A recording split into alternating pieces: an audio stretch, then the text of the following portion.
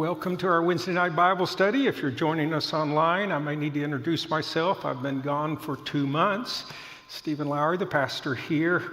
And before I go any further, let me thank Dr. Landon Jones and Dr. Greg Trickett for doing a tremendous job in my absence. We are blessed here at North-Fort Worth with so many gifted and capable teachers that I'm indebted to them, but I'm certainly grateful for the opportunity that Debbie and I were allowed to take a little bit of a winter sabbatical. And as I shared on Sunday, it was a gift to us both. And I return to the church family rested, encouraged, renewed, and excited about what God desires to continue to do among us here at North-Fort Worth. If you are watching online, let me ask you to do something. You will need that certainly tonight. We try to provide an outline for the Wednesday lesson, and you'll see a link where you can download that. Or if you're here, it's over on the table to my left. And tonight, of all nights, I really would suggest that you have that in hand. It will help you as we're going to attempt to cover a great amount of material, and I pray in a beneficial way. But before we go any further, as I normally do in our Wednesday evening times, I want to raise just kind of a playful question with you. If you could identify one of your favorite classic sitcom shows, what would it be? And again, it doesn't have to be the favorite because your mind may be thinking through several possibilities, but it's a classic. And what I mean by that needs to be at least 30 years old. But it's just kind of a sitcom program. Do you have one come to mind? Now, while I was on sabbatical, I chose to watch one of my favorites, which was the Andy Griffith Show. If you stream with Paramount, all of the seasons are accessible there. And part of what Debbie and I did, some of our evenings as we were concluding a day, is we would put on Andy Griffith and just enjoy it and be reminded of a simpler period of time. If you've never seen the program, I would recommend it to you. I'll be truthful. I watch it primarily for Barney Fife. He's a comic genius in how he presents his character, and it might be something that you enjoy. Now, all of that, though, leads into an opportunity Debbie and I had while we were in North Carolina. Andy Taylor grew up in Mount Airy, North Carolina, and apparently the show was somewhat based upon his life experiences there in that smaller North Carolina town.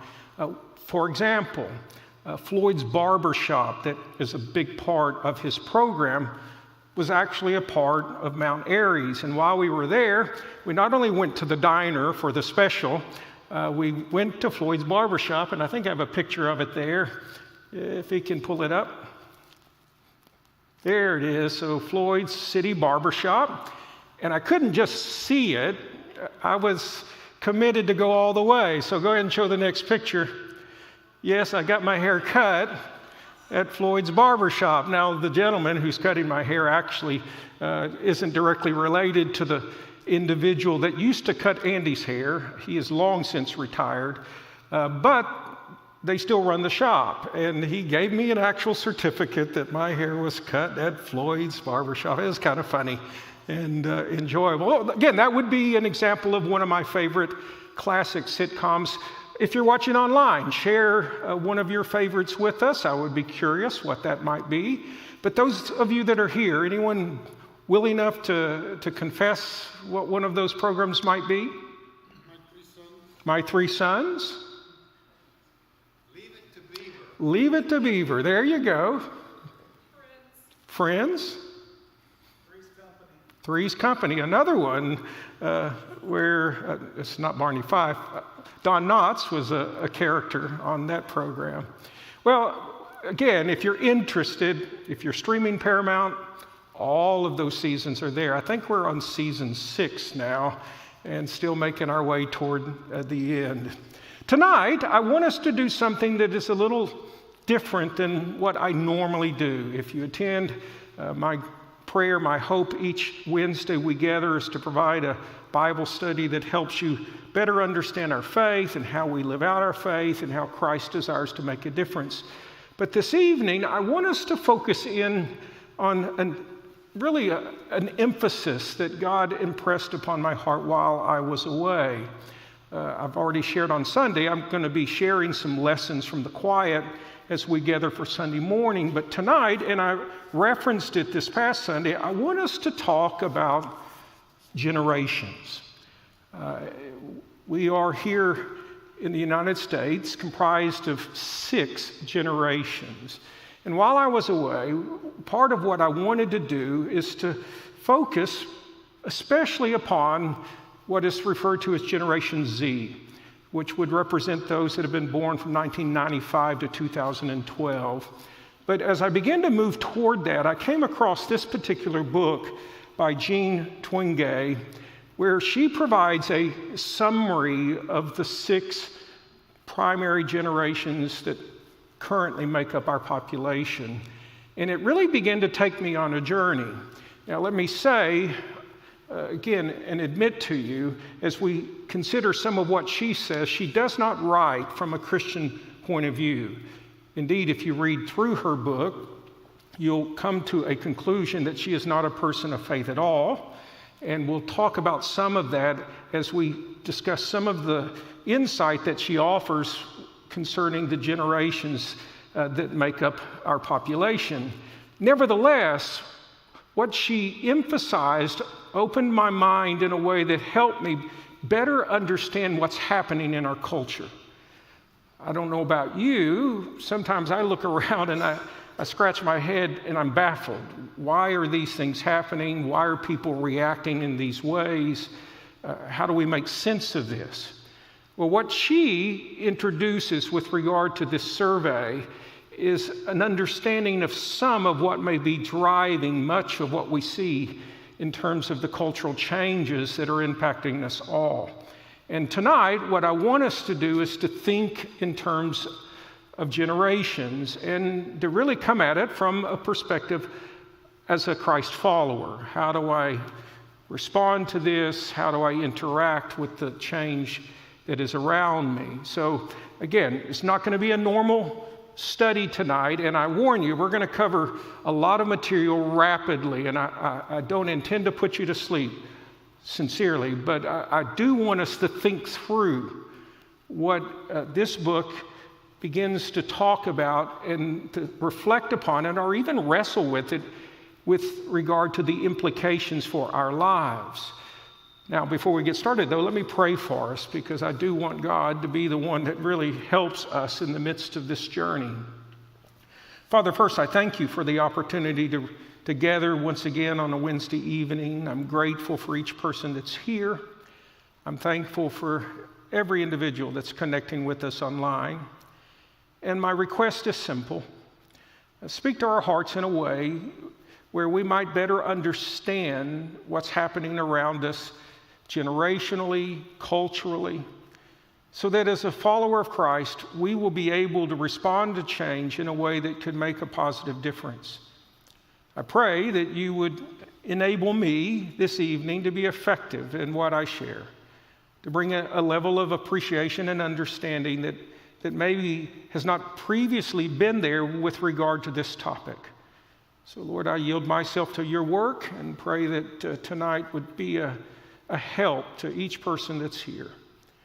We pray these things in Jesus' name. Amen. Before we jump into this survey of generations, let me start by reading a couple of verses for us, because I want us to have a biblical frame of mind as we talk about some of what will soon be described. First, I read for us Proverbs 1 and verse 7, where Solomon, as he's attempting to really begin his lessons on living a life in relationship with God according to the wisdom of God, he makes this statement: "The fear of the Lord is the beginning of knowledge. Fools despise wisdom and instruction." This is a foundational verse if you are to understand the book of Proverbs. Solomon wants to lead the reader into a deepening awareness of God's wisdom and design for life. And he offers a series of proverbs or patterns of life that he promotes to the reader. But in verse 7, in that opening chapter, he lays down a foundational truth. If we are to be wise, if we are to discover knowledge, we need to relate to God appropriately. The fear of the Lord, some people hear that phrase and they misunderstand it. It's not about you being terrified of God or dreading God. No, that's an Old Testament descriptive phrase that highlights how you are to relate to God as God. You fear him because he is God and you are not. And as you come to acknowledge that and appreciate that, it positions you then to consider the wisdom that he offers. The fear of the Lord is the beginning of knowledge. Now, the opposite is fools despise wisdom and instruction. They reject God. The psalmist certainly expresses that sentiment in Psalm 14 in verse 1. It's also in the handout. The fool says in his heart, there is no God. As a result, they are corrupt. They do abominable deeds. There is none who does good. Now, read these two verses to help us as we begin to reflect upon some of what will be highlighted in our survey of the generations. Because tragically, a part of what we're going to observe is this. We're going to observe a movement generationally in our country where people are beginning to reject God, the knowledge of God, and consequently it's going to move us toward actions and attitudes and behaviors that, again, the Old Testament would describe as foolish. Now, let me clarify that. Foolish is not an indication that a person lacks an intellectual awareness. A fool in the Old Testament is an individual that's rejected God and his wisdom for their life. It's not a lack of knowledge in terms of general information. It's just a refusal to relate to God. And regrettably, as we begin to look at some of what's emerging in the generations of our nation, a foundational issue is the rejection of God. People are turning away from God, and consequently, they are moving in a direction that promotes confusion and really diminishes the quality of life. So, what do we need to understand about generations? Well, let me give us just a few introductory comments to move us into the survey this evening. First, appreciate that when you read the term generation in the Bible, what it's talking about is simply the next line of descent. Abraham had a son, his name was Isaac. Isaac was the next generation. It really just simply highlights you've got a descendant that follows a father or a mother. That's the biblical idea of generation. What we're going to be considering is something different than that. We're wanting to think about what could be characterized as really a societal generation. This concept was introduced back in the early 1920s by Karl Mannheim, and this is what he proposed. He proposed the concept of generational units to describe the shared experiences and perspectives of people born during certain historical periods. So what he's doing is widening simply the line of descent. This person had this child, and now he's emphasizing there are these historical generational units that represent a collection of people who have shared experiences.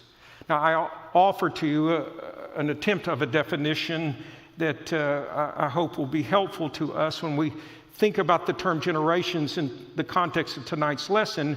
Each generation represents a group categorized by birth years who share notable life events and experiences that influence their collective perspective and approach or approaches to life. That's what is meant tonight as we talk about a generation. It's a group based upon birth years that have shared experiences. And as Dr. Twenge rather emphasizes in her book, currently in the United States, there are 6 generations like that spread out in terms of the American population. 6. Now, technically there are 7. There are still members of that generation that's referred to as the GI or the greatest generation, but it's a very small percentage. It's less than 0.6%, and that would pretty much be anyone over the age of 99 that are still alive and here. That represents a 7th generation. She doesn't address them at all because, practically speaking, there's such a small portion of the population. She does go into great length, however, with the other 6. And what are they? Well, let's see if you can find yourself in the list. There is the silent generation, which represents those that are born from 1925 to 1945. Maybe to help you, that means someone age 78 to 98. And why are they called the silent generation? That description kind of stuck to this generation based upon a Time magazine article that was written back in 1951. They were just really distinguishing between the greatest generation and the boomers, who both made a rather large splash generationally speaking, and they just said, well, the silent is in between them. Don't conclude from that they're an insignificant generation. They are not. But that generally is how some of them are, how they are referred to. They're also referred to as elders by some, or even the builder generation. But that would be those that are aged 78 to 98, and that currently represents 6% of the American population. Next, we have the boomer generation, those born from 1946 to 1964. And that would span the age, those who are 59 to 77. They make up 21.1% of the population. Generation X, born 1965 to 1979, represents those age 44 to 58, 18.5% of the population. The millennial generation were born from 1980 to 94. They currently are somewhere in the span of age 29 to 43. They are 20.5% of the population. 2 others, Generation Z, and while on sabbatical, I spent additional time centering in on them. They're born from 1995 to 2012. They would be, say, age 11 to 28, and they are the largest portion of the American population presently at 23%. Just as an aside, you should note, as you follow some of the mass immigration that's been happening in recent years, much of the population that's crossing over our border are Gen Z. And that will further enlarge the size of this generation, and I just mentioned that as a point of reference. The final generation that Jean Twenge emphasizes, she refers to as the polars. They would be born from 2013, and she anticipates this generation will extend to 2029. Largely, they are children that are age 10 and under, and they presently are 9.5% of the population. Now, all of these descriptions and dates are based upon Jean Twenge's breakdown of the generations. Let me acknowledge, if you pick up another book or if you go online and look at some articles with regard to the generations, there may be some variation in years. There may be some different ways that these generations are referred to.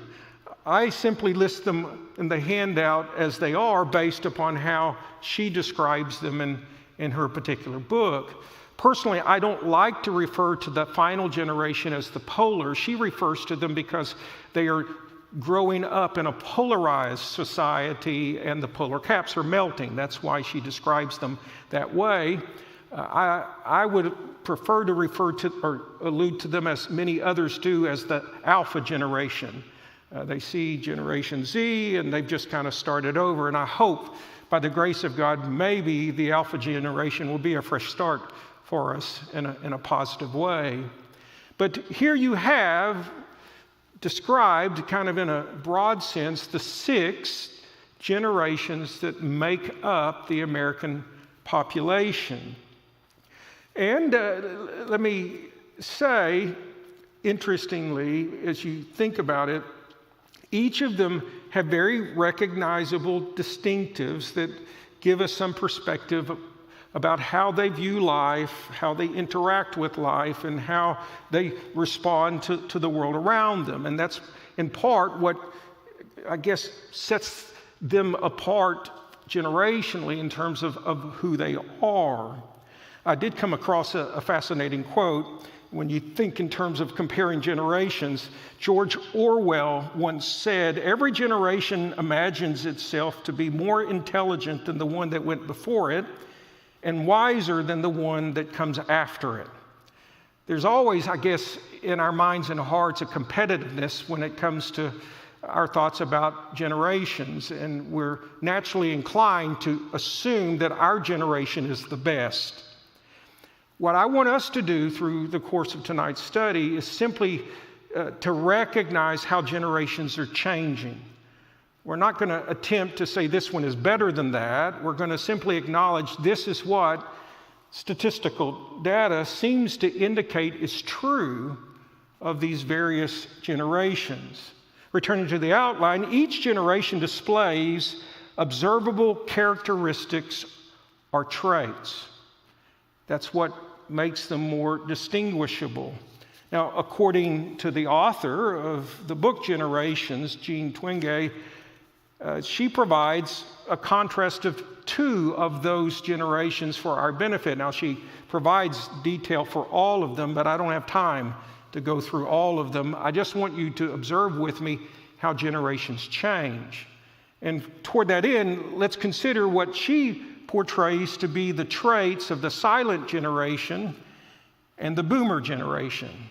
It's in your notes. Let me just walk you through some of her observations. Now, before I read these, let me explain how she came upon these conclusions.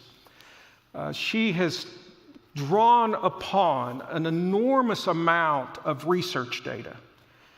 She has taken advantage of 24 data sets that take us all the way back to the mid-1940s. And her survey material, her research material, in essence, kind of combines a cumulatively assessment of as many as 36 million people. Now, I stress that because what she writes in her book are not just these kind of subjective feelings, well, this is what I think is going on. Rather, what she attempts to do is to collect all of this data that helps us understand how people are reacting to life. And from that, she develops these descriptive traits. And so it's based upon this information collectively that she develops these profiles of the 6 generations. Now, based upon that information, this is what she recognized to be true of the silent generation. The silent generation's traits include early marriages and lots of kids. Now, how does she know that? She went to the data. She was able to document when couples in the silent generation married, their ages, when they began to have children, and how many children they had. So again, it's just black and white information in that regard. She also noted that this generation, compared to the GI generation, had the opportunity to experience more education. What that largely meant is they were able to finish high school. The silent generation exceeded the greatest generation because many in the greatest generation didn't finish high school. But increasingly, men and women in the silent generation not only finished high school, a larger percentage began to go on to the university. She also noted, and this will be true of, this was a very important focus for her as she goes through the different generations. She focuses on their political involvement. Of the silent generation, there's a consistent political power and leadership. They, as a generation, were very engaged in American politics, both in terms of voter participation, but also in representation. They served in positions of leadership, in state houses, at the Capitol. It wasn't too long ago, to give you just a little tidbit of information, our president, the Speaker in the House, and the Senate Majority Leader, those three individuals were all members of the silent generation. It was only when Pelosi stepped down that a different generation stepped into one of the leadership roles. In a way, that illustrates how this particular group generationally have been very politically active, very much represented in American politics. Still further, as she looked at their patterns of behavior, she noted that as a generation, they were generally conservative in their manner of life. And I would interject there, really what's implied there is morally conservative in how they presented themselves. Not talking politics simply there, we're just talking about pattern of life. They were conservative in how they lived. And one further point of information, they, based upon her research, have demonstrated themselves to be emotionally stable and calm. How about that for a snapshot of a generation? What's missing there? One of the great mistakes, and I would say that as strongly as I have, that she makes in her assessment is she fails to acknowledge the presence and influence of faith. There's no reference to God or faith at all. And if you study the silent generation from a historical point of view in terms of American history, what you'll discover is this is a generation that displayed personal faith and continue to do so. They were influenced morally to be conservative because of their faith, and that they were emotionally stable and calm, not because they just had a unique disposition, but I would argue once again because of their faith. But she makes no reference to that. Indeed, if you read through this book, and again, it's a secular author, don't indicate otherwise, she honestly doesn't even mention religion per se until the millennial generation, and we'll discuss that a little bit later, when she emphasizes how that generation noticeably begins to depart from the church. First reference of God, really not even a reference of God, she doesn't mention God at all.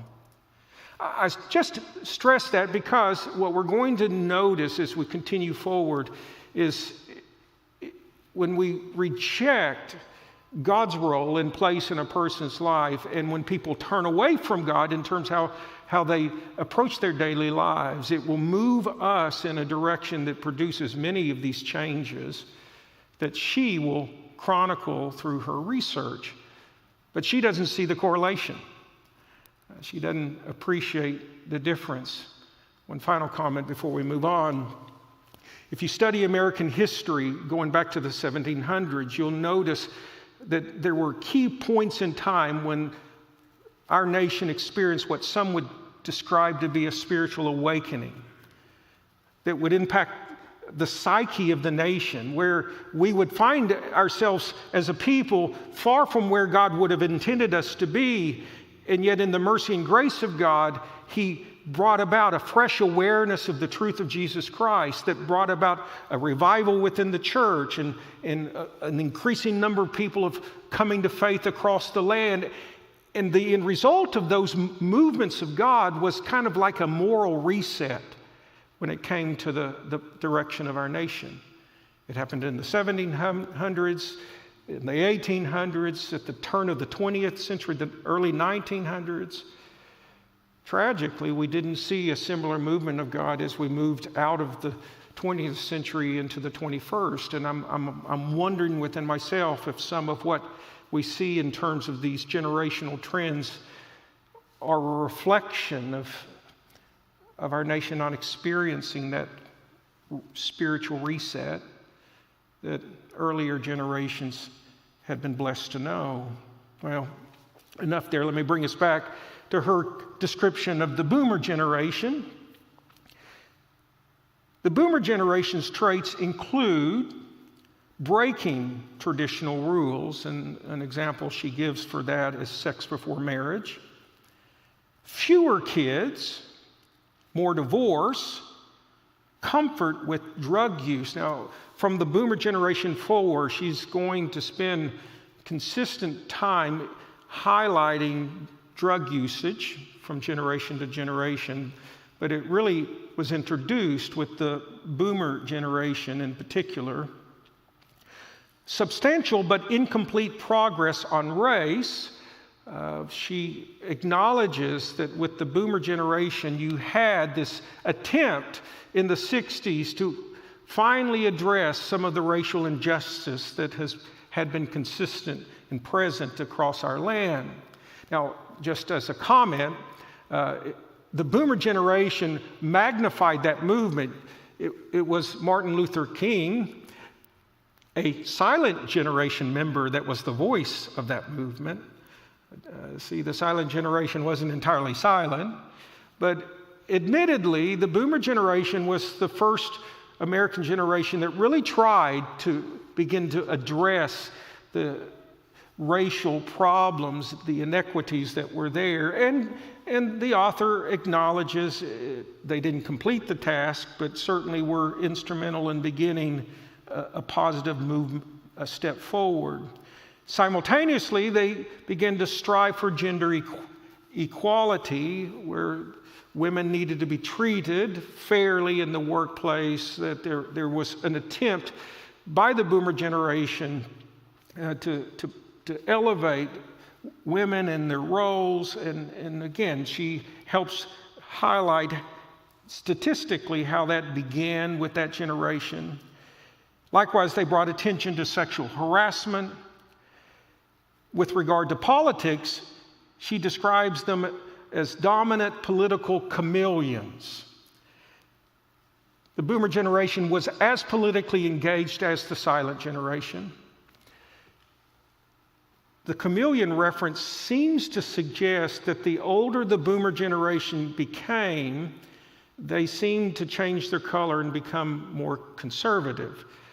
They were very much more liberal in policy during their early years, but as the decades passed, though they remained politically involved, they became more conservative in inclination. Two other emphases she makes: that as a generation, they reflected more mental distress and depression, and were casualties of income inequality. Now, let me take you back to the mental stress and depression. That's interesting, isn't it? The generation that attempts to cast off the influence of the silent generation's morality, or I would suggest the influence of faith on conduct, that generation, having cast off the wisdom of God, found themselves increasingly distressed and depressed. Is there a correlation there? Just food for thought. Now, I wish I had more time just to kind of further highlight the other generations as she describes them. What I would recommend, if you're interested, you could go online, just Google the name of a generation. You might, in the Google, characteristics of, say, Generation X, characteristics of the millennial, and you'll find a great number of articles that will attempt to give you some perspective on how these generations varied. Or again, you can go to the public library, check out this book. I don't necessarily recommend you buy it, but if you want to look at her continued descriptions of these generations, she does a very thorough job of trying to interpret at least the data that she had access to. And as I say that, let me also confess, as we're talking generations, not everyone agrees with the premise of generational distinctives. There are some that would argue that this is sociological quackery, that they're making up things, that the fact is everybody reflects qualities, and as they age, these certain qualities appear, and there's no such thing as really generational differences. In fact, I came across an article in 2021. A group of 150 demographers and social scientists sent an open letter to Pew Research Center, which is, by the way, one of the leading U.S. opinion and demographic research institutions, asking them to stop using generational labels. Now, I would say to you, and you'll see this a little bit later, I think that is a further reflection of what's happening in our society, where nobody wants to be given a label. And yet, if we're honest in studying the statistical information that she's collected, it's obvious there are generational distinctives, patterns, how they live life. And so I don't think it's quackery at all. I will offer, though, this disclaimer. As we talk about generational traits, you need to view them as clues to a generation, not absolutes. In every generation, you're going to have exceptions to the rule. Though these qualities are characterized as they are, it doesn't necessarily presume that every member in that range of years, birth years, is going to reflect those qualities. Indeed, I would go as far as to say a person of faith who's actively following the Lord Jesus Christ will probably be countercultural even within their given generation because of the influence of Christ. But nevertheless, there are these patterns, there are these recognizable differences. So why tonight, and as you would think about it in the future, study these characteristics and differences? And it's one thing to say that they're there. Why take any time examining them? Well, let me offer this initially. From my perspective, it promotes greater understanding and collaboration, diminishing potential conflict and polarization.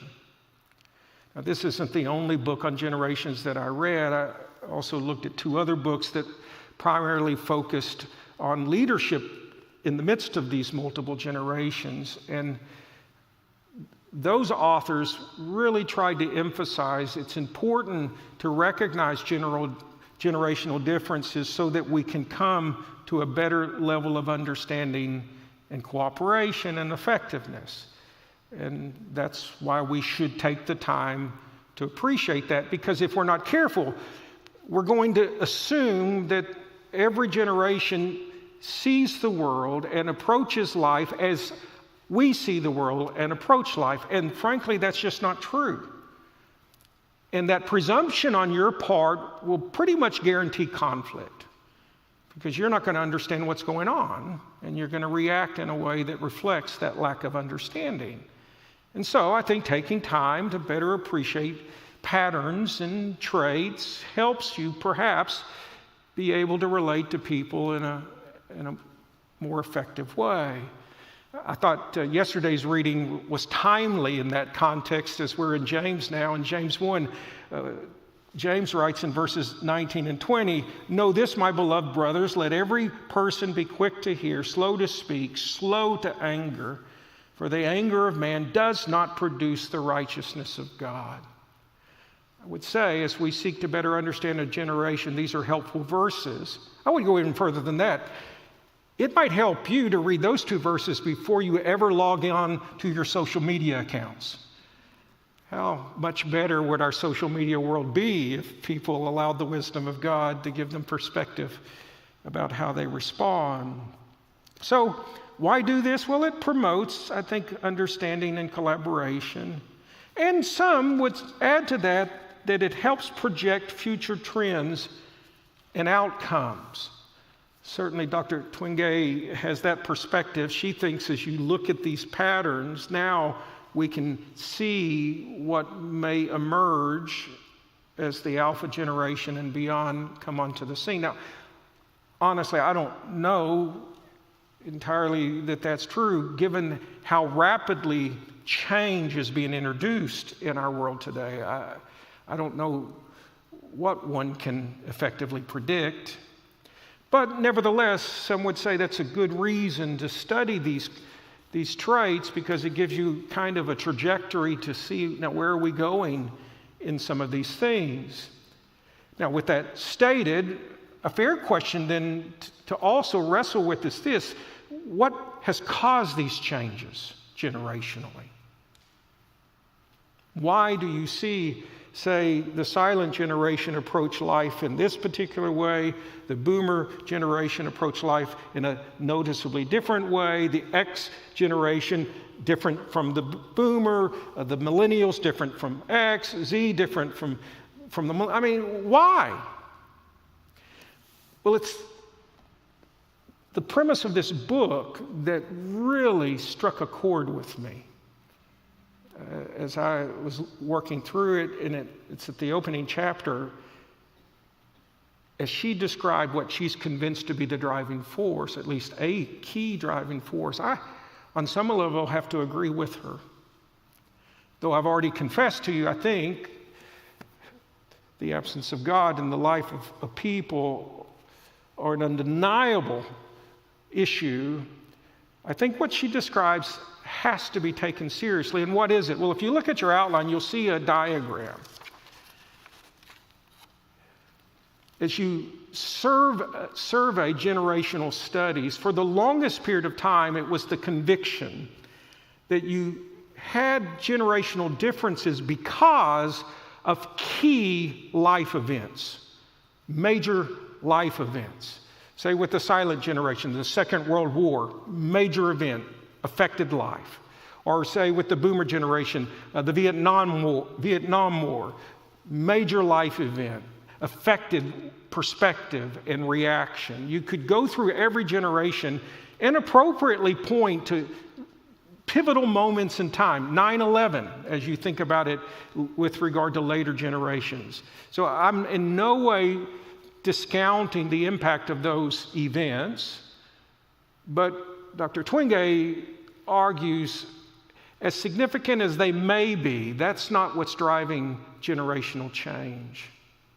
What's driving it, as the diagram indicates, is technology. That's what is happening in American society is increasingly we are being impacted by the influence of technology. And specifically, as she describes, technology has given birth to two daughters of generational change. The first and most important one is individualism. That technology has driven our society to turn inward and to become individual in our thinking and approach to life.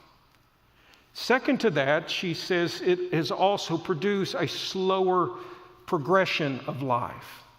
And what she suggests from that is if you look at, say, the millennial generation and Generation Z, key milestones in life have been pushed later and later and later.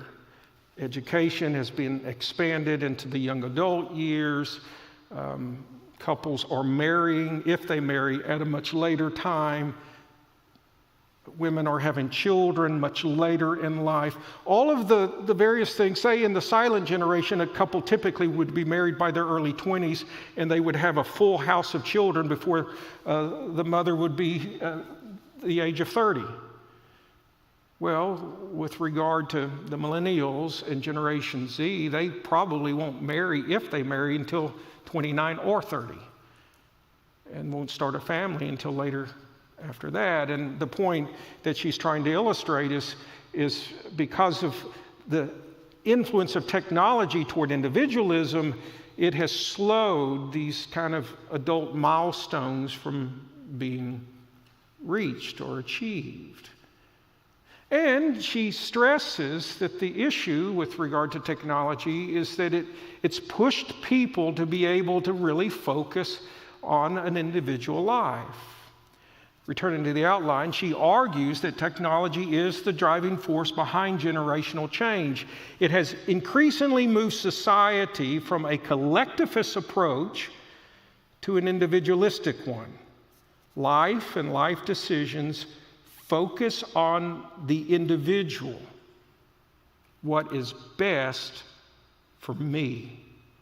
Now, let me give you some examples of how technology has moved us generationally in that direction. She goes back, say, into the 40s and 50s with the introduction of air conditioning. It allowed people to stay more comfortably in their homes. We had the development of electric washing machines and dryers. Again, what she points to are how technological advancements enabled people to kind of turn inward, where some things were more of a collectivist or social experience in society from the early 1920s, 30s, and 40s. As we moved into the 50s and 60s with these technological advancements, then people could begin to live more independently.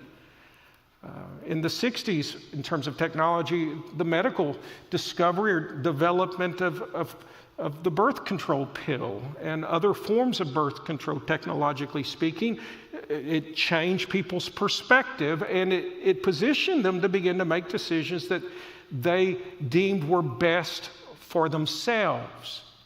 And the more that technology has moved our society along, the more it has enabled the person to live a completely individual, independent life. They're not reliant on others as compared to earlier generations in American history. Now, how did she conclude that these factors were changing kind of the perception of self? Well, it's there that I thought her research was particularly insightful. Since the development of digital technology, all of the books that we have nowadays are in a digital format. And because they're in a digital format, you can do quick searches of content and information. And that's what she did. For example, she has in one of her databases books that go all the way back to 1880 to 2020. And what she was looking for were kind of content anomalies, changes, how thinking is being changed as a society is developing. And so she's looking for keywords or phrases. And one of the things that she noted, really starting in the early 60s, she began to see a spike with the word identity.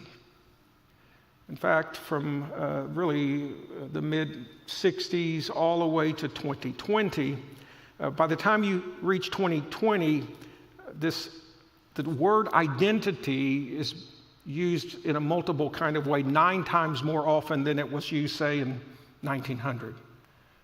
People weren't thinking about individual identity. Similarly, the word unique began to make its way into the collective writings, and it would be noticeably present 6 times more the further that we moved into the 90s, 2000, 2010. Or how about this? She was a similar thing. This time she did the comparisons from 1960 to 2020. The phrase, believe in yourself. By the time we reached, say, 2015, that phrase was being used 25 times more frequently than, say, 1960. Express yourself 20 times more frequently. Or how about these 2 phrases? You are special.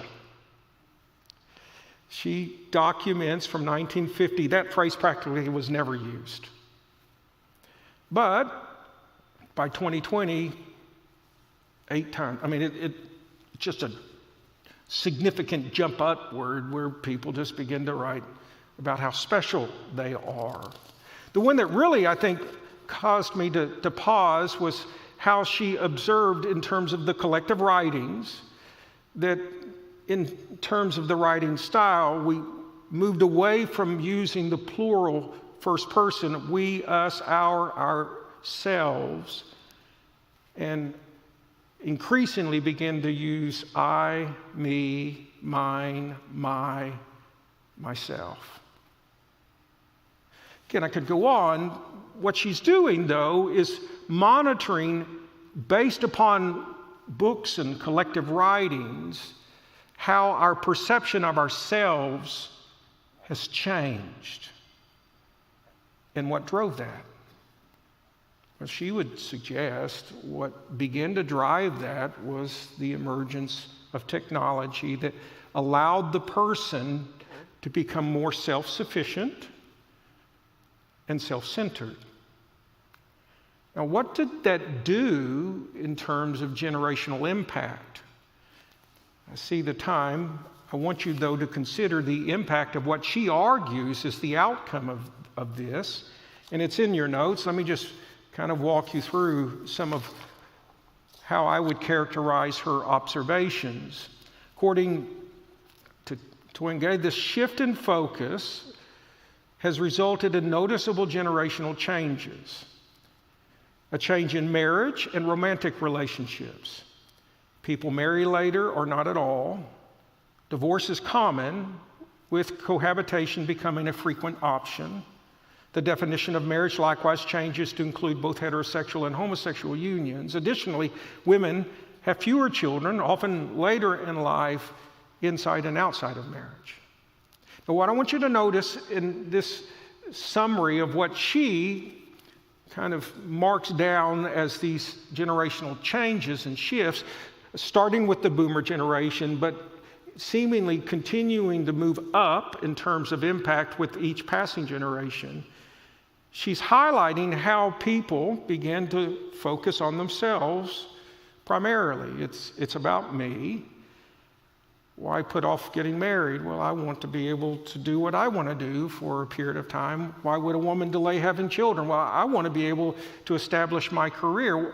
Why divorce? Well, I want to be happy. I'm not going to stay in an environment that I find to be challenging. Or why get married at all? Why don't we just live together? That works for me. Does it work for you?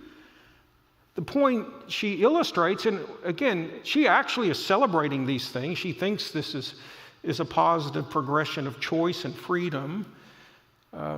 But she's acknowledging that this emphasis on self has moved the society to begin to change how they live life, certainly in terms of marriage and romantic relationships.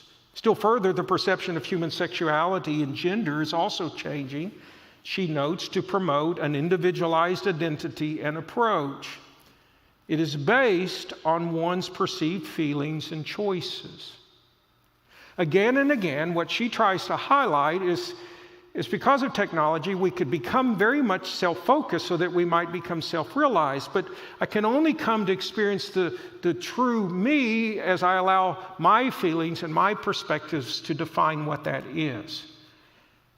And as you kind of track the impact of that, say, from the boomers to Generation X to the millennials to Generation Z, more and more, when it comes to human sexuality, people are simply being driven and controlled by what they feel as compared to some wisdom or authority that would actually give a better sense of understanding of life. Going on, alcohol, drug, marijuana use have increased, she chronicles that, becoming more widely accepted. She feels like that's a further expression of a person being able to pursue their freedom and their choice, and drug use is a development that rises from that.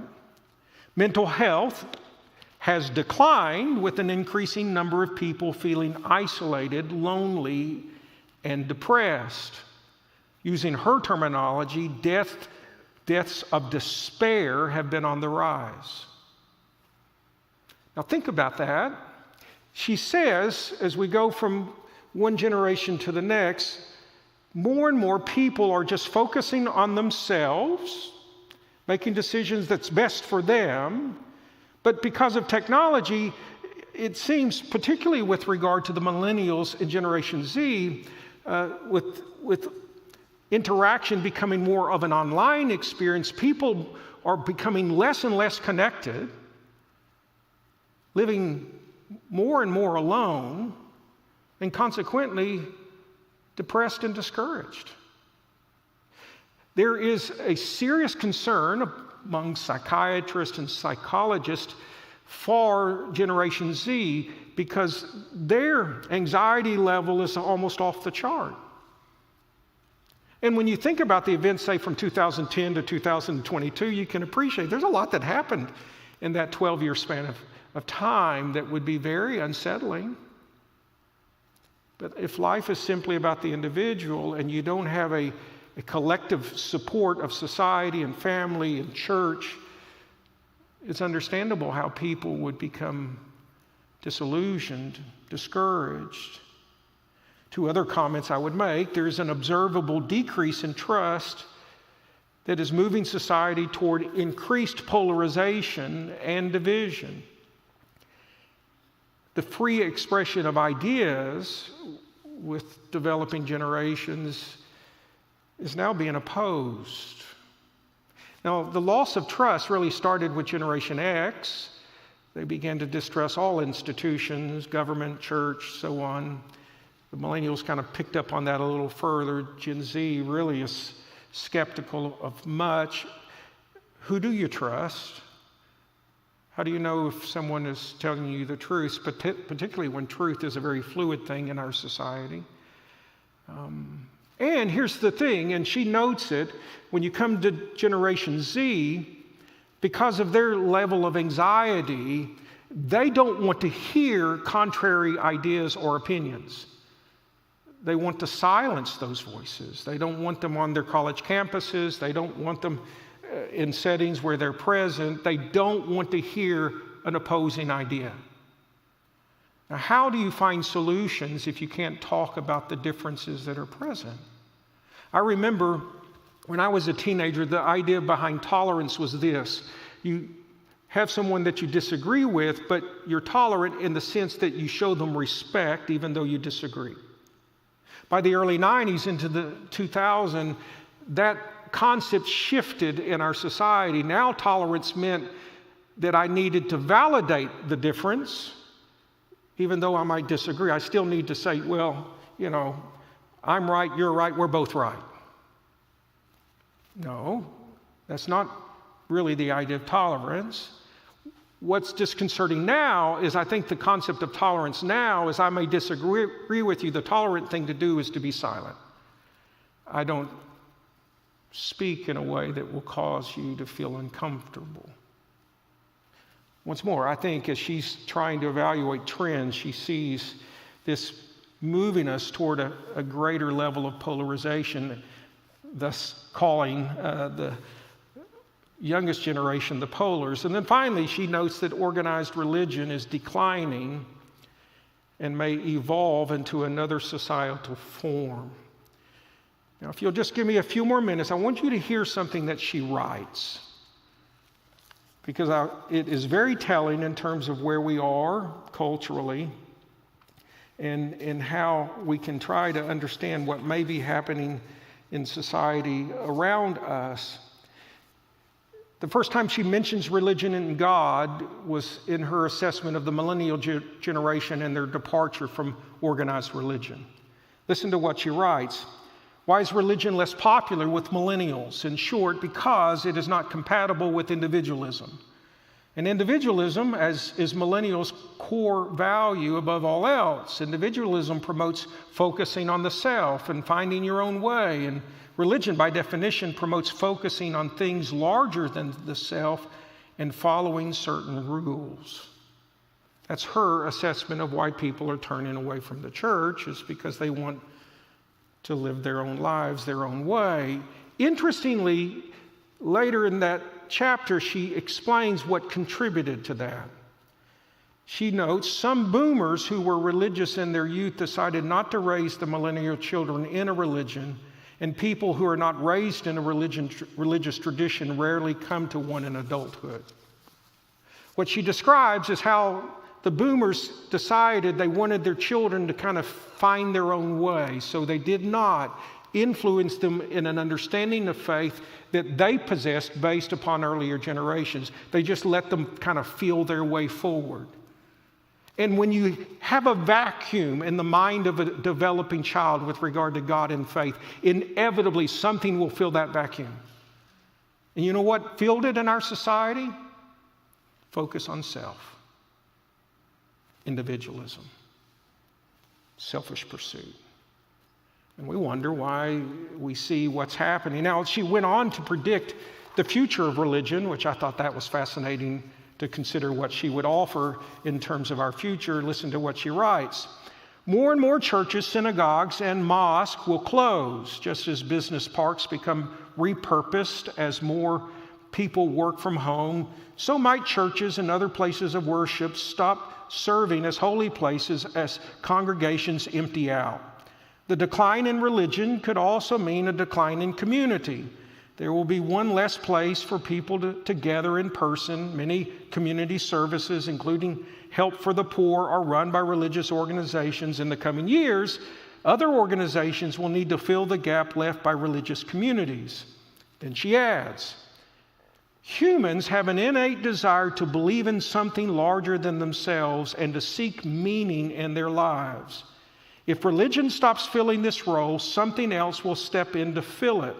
In the U.S., the individualistic ethos of equality and self-determination has filled this role to an extent. For many modern citizens, their belief in equality across race, gender, sexual orientation, transgender status is just as deeply held as religious belief. In general, groups based on political beliefs may be taking the place of religious groups. Did you hear what she said? The church is going to go away, and people are going to direct religious zeal and energy to political engagement. What she fails to recognize is the reality of God, the power of the gospel, and the difference that Jesus can make. Again, this gives you a sense of some of what she's characterizing as these generational shifts and changes and the cause behind it. I agree with her. I think technology has catapulted people toward a very self-centered life. Where I disagree with her is this: it wasn't technology alone. It was the turning away from an awareness of God and a relationship with God that would have counterbalanced this technological development in a way that could have prevented much of what I would argue has been the negative impact of these changes in terms of our American experience. So what do? I'll not tarry with it, but I'll point you to what I propose as our Christian response. As I said on Sunday, Jesus is who we need. Our nation generationally has been moving consistently away from a focus on God and allowing God to give perspective on life. That's just a fact. What do we do with that? We need to affirm again and again, Jesus is who we need. As I said on Sunday, we need to hear the words of Jesus. Come to me, all who labor and are heavy laden, and I will give you rest. Jesus is the solution to the increasing loneliness and discouragement and depression that just surrounds us in our present day. I love how Jesus described it in a slightly different way in John 8 when he says, I am the light of the world. Whoever follows me will not walk in darkness, but will have the light of life. As people begin to turn inward and to pursue a very self-centered approach to their experience, it introduced a level of darkness culturally that has, I think, helped perpetuate much of that which has caused such hurt and brokenness and loss. But I'm utterly persuaded that if the light of Jesus is introduced in the midst of this cultural darkness, that God will be able to begin to bring about a fresh restoration and renewal that can make a very significant difference. We need to recognize the generational change. The generational changes are real, but not new. As I've described this, some of you are probably thinking, oh my soul, we have never experienced anything like this. Those of you that read through the Bible chronologically, you should know better. This isn't a new phenomenon. Remember in the book of Judges, I think it's in chapter 17, the comment is made, everyone did what was right in their own heart. Well, that's what we're experiencing. It's not a new phenomenon. I mean, throughout human history, there's always been this battle. Will I acknowledge God, relate to God, or will I act as if He does not exist and chase my own pursuit? That's where we are as an American society. Now, I don't deny, I think technology is accelerating many of these negative effects. I don't ignore that. I think that's real. But it's not new, this struggle that we see. Third, follow Jesus if we really want to be effective, calling people to Him and the community He makes possible. We have to follow Him every day of our life. And as we follow Him, we're inviting people to step toward Him, to move into the light, so that they can experience the community that He makes possible. One of the things that lifted my heart in the midst of all of what she describes is this: where we live in a society generationally that's becoming more and more lonely, increasingly fragmented. Do you not recognize if the church will be the body of Christ, a source of community and love, that will be an incredible force that can bring people into an experience that will address the deepest needs of their heart? As I noted on Sunday, too many have yoked themselves to pursuits that will not address that deepest need. Jesus will, and the community of Christ can illuminate that as we follow Him. Now, I'm not naive. Love, courage, and authenticity will be required. Generation Z, in particular, are looking for individuals that are authentic. So we need to follow Jesus. Be honest, we're not perfect in what we say or do, but we are following Him, and give them an opportunity to see the real deal so that they too might turn to Him. I close by reading Jesus' words to those that would follow Him when He said, "You are the light of the world. A city set on a hill cannot be hidden, nor do people light a lamp but put it under a basket, but on a stand, and it gives light to all in the house. In the same way, let your light shine before others so that they may see your good works and give glory to your Father in heaven." We need to reflect Jesus and who we are. And as we do, despite the challenges that I've highlighted in a summary way, as we do, I think we'll discover that Jesus is able to make that difference. Next week, we'll not be meeting because of spring break, so be aware of that. But 2 weeks from tonight, we're going to focus in on the life of Moses. I've developed a series, or in the process of finishing a series based on his life, that I've entitled Life Lessons from a Humble Man. If we want to find a remedy to what's going on in our day, then we need to take to heart some lessons from Moses' example. Let me close in prayer. Father, thank you for being with us tonight. Grateful for those that have participated online and those that have listened here in our worship center.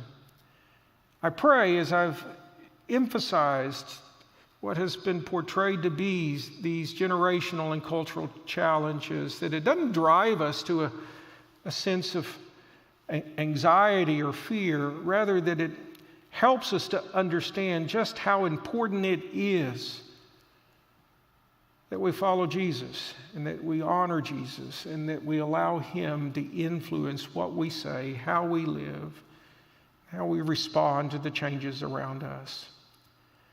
Lord, I pray as some would press further and wrestle with some of what has been described tonight, I just pray you bring each of us to the place that you can use us for your kingdom to touch the life of someone in need.